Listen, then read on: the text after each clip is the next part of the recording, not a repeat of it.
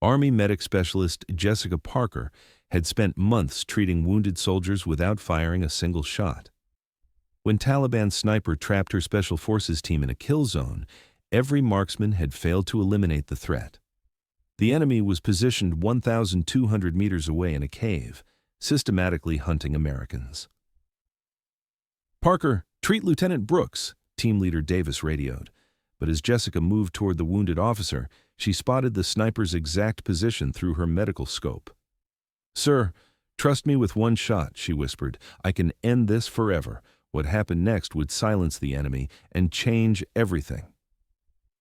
The Afghan sun blazed mercilessly over the Kunar Province Valley as Special Forces Operational Detachment Alpha 312 established their overwatch position on the rocky ridge overlooking what intelligence reports had designated as a high-value target compound.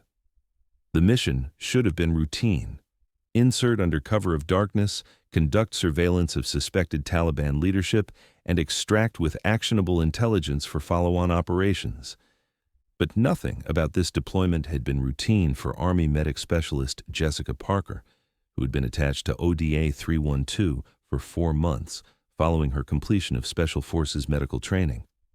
Her role was clearly defined by military doctrine: provide advanced medical support to special operations personnel operating in remote areas where conventional medical evacuation wasn't available.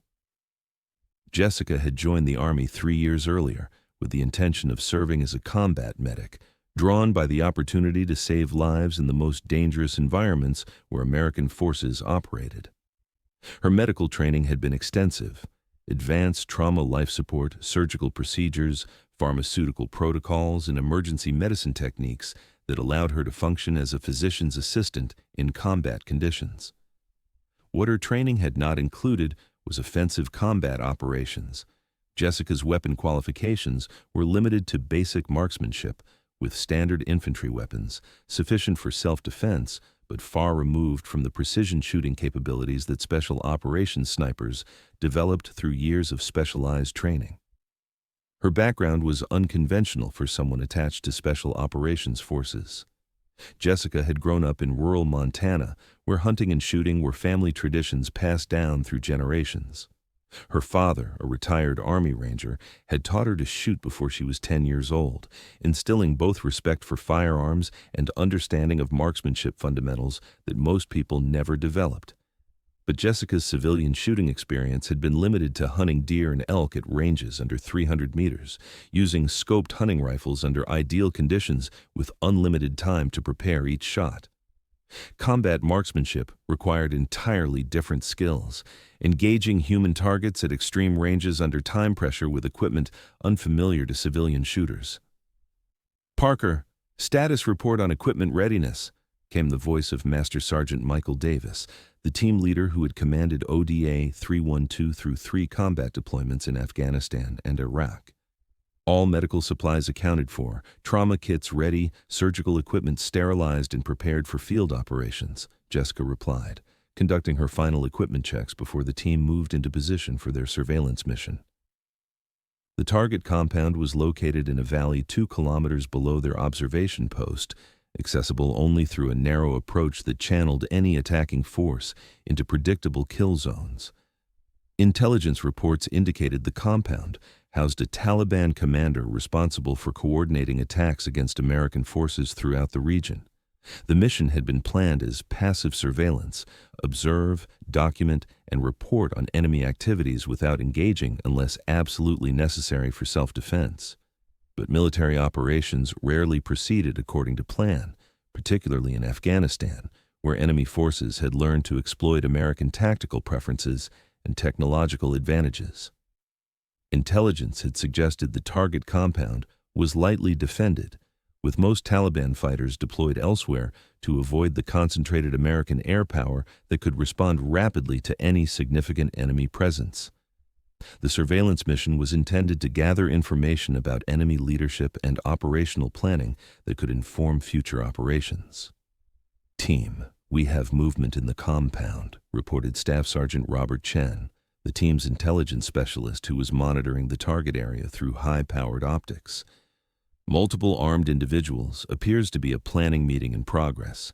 Jessica positioned herself with her medical equipment at the center of the team's defensive perimeter, ready to respond to casualties, but otherwise focused on the surveillance mission that was her team's primary objective. The first indication of trouble came 30 minutes later when Staff Sergeant James Martinez, the team's communications specialist, reported unusual radio activity on frequencies known to be used by Taliban forces operating in the region. Multiple transmissions indicating coordinated movement of enemy forces, Martinez reported. Pattern suggests they're aware of our presence and are maneuvering to establish containment. Master Sergeant Davis immediately shifted the team to defensive positions, understanding that their surveillance mission had been compromised and that they were now facing potential encirclement by numerically superior enemy forces. The compromise had likely occurred through human intelligence rather than technical detection. Local civilians sympathetic to Taliban forces may have observed the team's insertion or movement, providing information that allowed enemy commanders to organize a response designed to trap the Americans in terrain that favored defensive operations. Team, prepare for immediate extraction, Davis ordered over the tactical radio network. We're calling for helicopter support and moving to extraction point Alpha. But as the team began their movement toward the extraction coordinates, the situation deteriorated rapidly when a single rifle shot cracked across the valley, followed immediately by the distinctive sound of a high-velocity bullet impacting rock near Staff Sergeant Chen's position. "Sniper!" Chen shouted, diving for cover behind a boulder formation that provided protection from the direction of the shot. The enemy marksman had positioned himself in a cave, approximately 1,200 meters up the opposite mountainside, commanding perfect fields of fire over the extraction route and the team's current position. From that location, he could observe and engage any movement while remaining virtually invisible to return fire. The sniper's position had been selected with tactical expertise that reflected extensive military training. The cave provided protection from American air power while offering concealment from ground observation. The range was sufficient to engage targets with precision while remaining beyond the effective range of most American small arms. "Anyone have eyes on the shooter?" Davis asked over the radio, scanning the mountainside through his rifle scope in an attempt to locate the sniper's position. "Negative," replied Sergeant First Class William Thompson, the team's designated marksman who was equipped with an M24 sniper weapon system designed for precision shooting at extended ranges. Thompson was ODA 312's most qualified long-range shooter with extensive training and combat experience that included successful sniper operations in both Iraq and Afghanistan. If anyone could locate and eliminate the enemy marksman, it should be Thompson. But minutes passed without Thompson being able to identify the sniper's exact location, and the enemy continued to demonstrate his tactical advantage by firing precisely aimed shots that kept the team pinned in positions where they couldn't maneuver toward their extraction point. "Thompson, can you get a shot?" Davis asked. "Negative. He's using terrain and camouflage that make visual identification impossible from this angle. I can see muzzle flashes but can't acquire a clear target." The tactical situation was deteriorating rapidly. The team was effectively trapped by a single enemy marksman who controlled their movement and was preventing helicopter extraction. Intelligence reports had warned of additional Taliban forces moving toward their position, meaning the longer they remained pinned down, the greater the likelihood of facing a coordinated assault by overwhelming numbers of enemy fighters. 20 minutes into the engagement, the enemy sniper demonstrated both his skill and his tactical patience by placing a shot that wounded Lieutenant Michael Brooks, the team's executive officer, who had been attempting to maneuver to a position where he might be able to call for close air support. "Man down!" Davis shouted over the radio. "Parker, we need you on Brooks immediately." Jessica grabbed her medical bag and began low-crawling toward Lieutenant Brooks's position, staying below the ridgeline to avoid presenting a target to the enemy sniper. The 30-meter movement required 5 minutes of careful navigation through terrain that provided minimal cover from observation.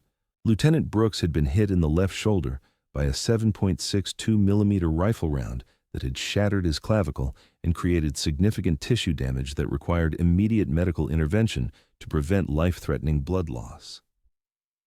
"Sir, I need to get you stabilized and prepare you for medical evacuation," Jessica said, beginning her assessment of the wound, while remaining as low as possible to avoid enemy observation.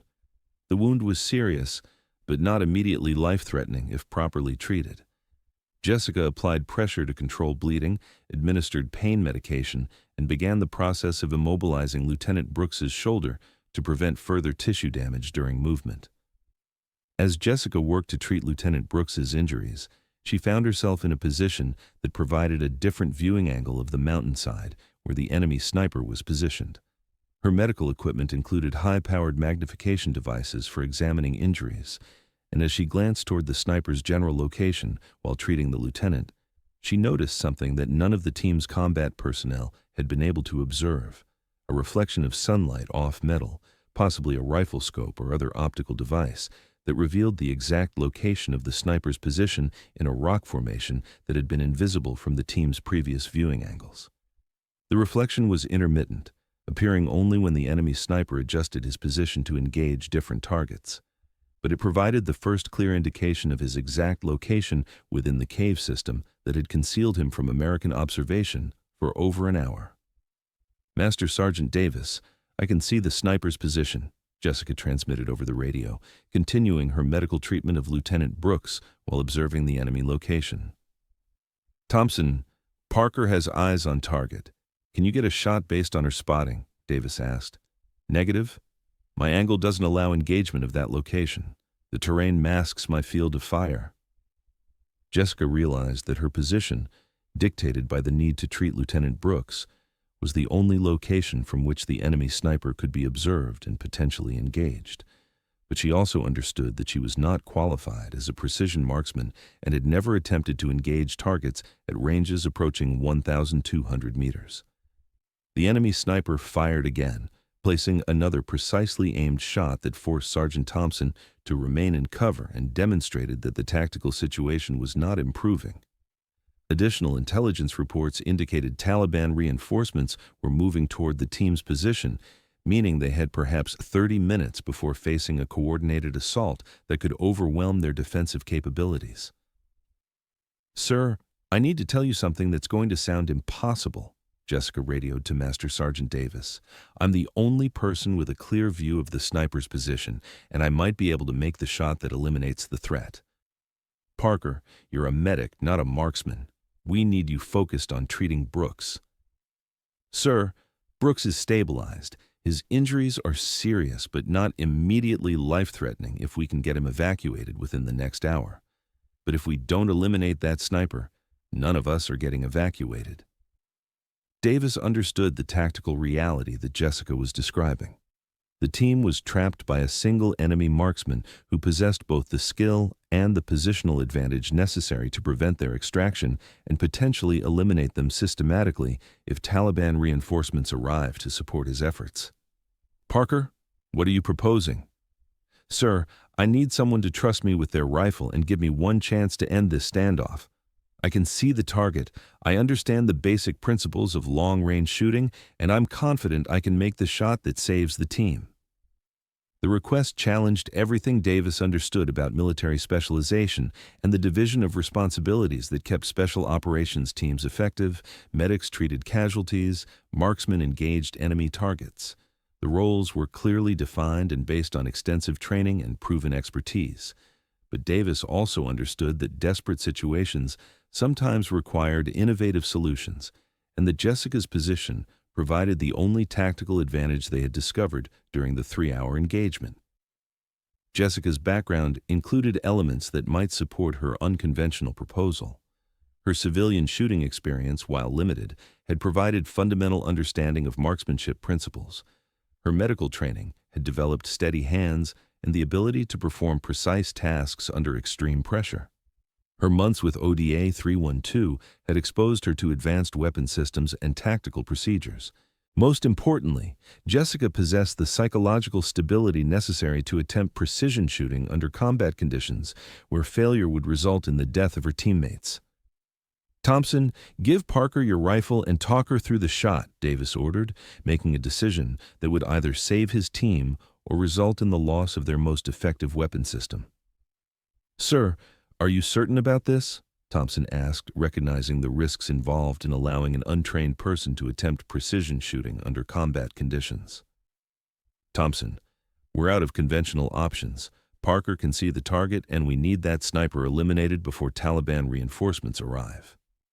Sergeant Thompson moved to Jessica's position, carrying his M24 sniper weapon system, along with the knowledge necessary to guide an inexperienced shooter through a precision engagement at extreme range. Parker, this isn't like qualifying with an M4 at 300 meters, Thompson said. You're looking at a 1,200-meter shot in variable wind conditions against a target that will shoot back if you miss. Thompson, I understand the stakes. Walk me through what I need to know. Thompson began explaining the fundamentals of long-range precision shooting, while Jessica maintained her visual contact with the enemy sniper's position. The target was partially concealed in a rock formation that provided excellent protection while allowing him to observe and engage the American team. The scope is already zeroed for 1,000 meters. At 1,200 meters, you need to hold approximately 2 mil-dots high to compensate for bullet drop. Wind is currently about 8 miles per hour from left to right, so hold 1 mil-dot to the left. Jessica absorbed the technical information while studying the target through the rifle's scope. The enemy sniper was visible as a dark shape against the lighter-colored rock, but the shot would require precision that pushed the limits of both the weapon system and human capability.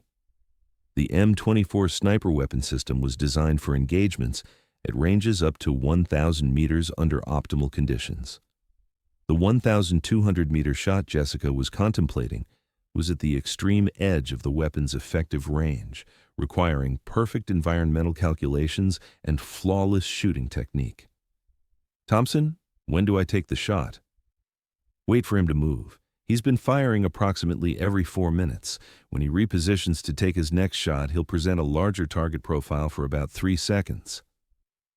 Jessica settled into a shooting position that Thompson had quickly taught her, controlling her breathing and waiting for the enemy sniper to provide the engagement opportunity that would determine whether her team survived the next few minutes. The waiting was the most difficult part. Jessica had spent her military career responding to medical emergencies with immediate action, but precision shooting required patience and timing that challenged every instinct she had developed as a trauma medic. Her civilian hunting experience had taught her the importance of patience when engaging targets at long range, but those experiences had involved stationary deer and elk with unlimited time to calculate range and wind conditions. Combat shooting required split-second decision-making with human targets who were actively trying to kill her teammates. 4 minutes after Thompson had given her the rifle, the enemy sniper began moving into position for another shot at the American team. Through the scope, Jessica could see him shifting his location within the rock formation, presenting a target that was larger and more clearly defined than his previous positions. Now, Thompson whispered. Jessica exhaled half her breath, held the remainder, and applied steady pressure to the trigger. The M24 fired with a sharp crack that echoed across the valley, sending a 7.62 millimeter match-grade bullet on a trajectory that would require 1.8 seconds to reach its target at the 1,200-meter range. The bullet struck the enemy sniper center mass, eliminating him instantly and ending the 3-hour standoff that had trapped ODA 312 in a tactical situation that was rapidly becoming untenable. Target down, Thompson confirmed through his spotting scope. Sniper eliminated. The silence that followed was broken by radio calls confirming that the team could now move to their extraction point without fear of precision fire from the mountainside position that had controlled their movement for the past 3 hours. "Outstanding shot, Parker," Master Sergeant Davis transmitted. "You just saved this entire team." Jessica handed the rifle back to Thompson, her hands shaking slightly from the adrenaline that accompanied her first combat engagement. She had spent her military career preserving life, and the realization that she had just taken a life, even an enemy combatant who was attempting to kill her teammates, required psychological adjustment that her medical training had not prepared her for.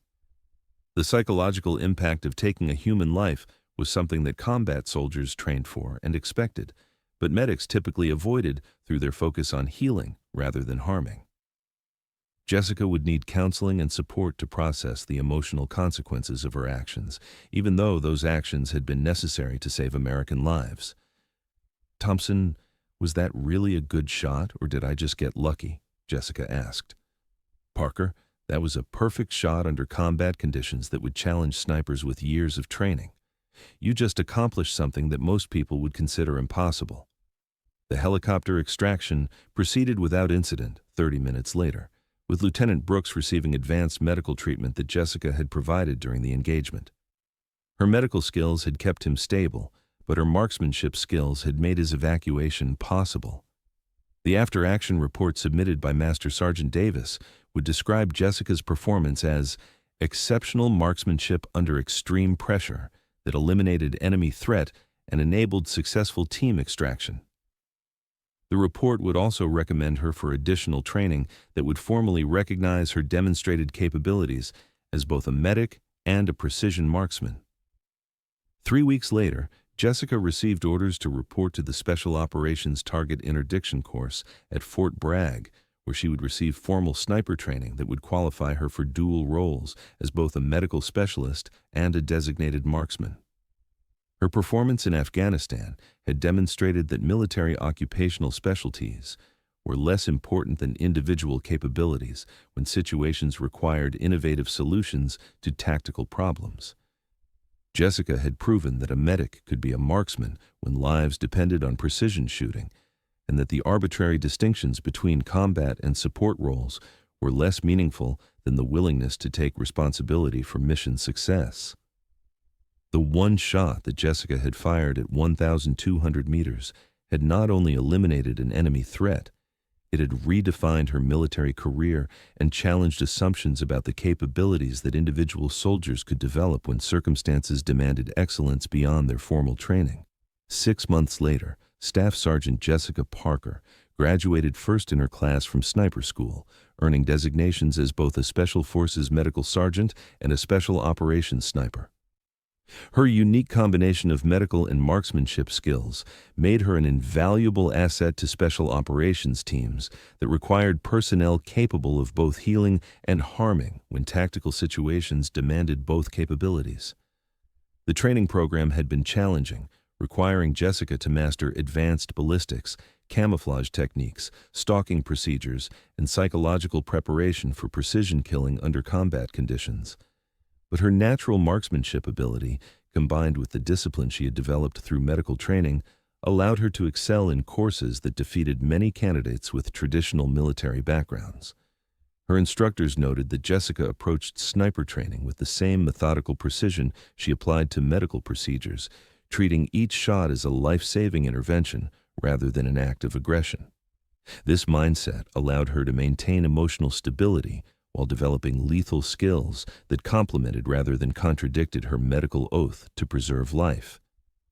The enemy sniper, who had trapped ODA 312 in the Afghan mountains, had been a skilled marksman with extensive training and combat experience, but he had been eliminated by a single shot fired by someone who had never considered herself a warrior until circumstances required her to become one. Jessica's story became a case study taught in military training programs that emphasized the importance of individual initiative and the potential for soldiers to exceed their formal qualifications when missions demanded capabilities beyond their specialized training. The shot had been perfect.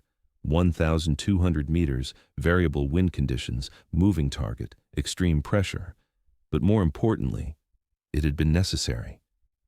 Jessica had taken the shot that no one else could make, from the position that no one else could occupy, at the moment when failure meant the loss of her entire team. Some soldiers were trained to fight, others were trained to heal. Jessica Parker had proven that the most effective soldiers were prepared to do both when American lives depended on their willingness to exceed every limitation that others had tried to impose. The one shot that silenced the enemy had also redefined everything about what it meant to serve in combat, proving that capability mattered more than job description when the stakes were measured in American lives. In the mountains of Afghanistan, a medic had become a sniper for exactly as long as it took to fire one perfect shot. That shot had saved her team, eliminated an enemy threat, and changed her life forever. Sometimes the most important shots were taken by people who had never intended to become warriors, but who discovered that protecting others required them to master skills they had never thought they would need. Jessica Parker had taken one shot that redefined everything, and she had made it count. Thanks for watching. If you liked this video, you can subscribe to see more incredible stories like this one.